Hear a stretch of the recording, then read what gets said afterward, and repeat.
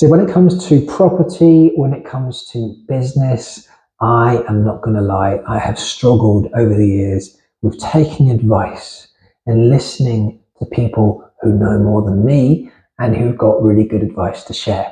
So a few years ago, when I started out in property, one of my early projects, I thought it was a great idea to change this bungalow from a 2-bed to a 3-bed.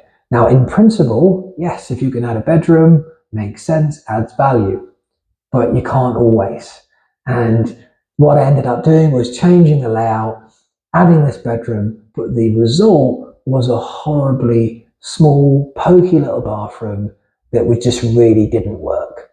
And so ended up changing the property back to a 2-bed, wasted time, wasted money through this process because I thought I knew better. And the reality was people were telling me that that was a bad idea and I thought I knew better.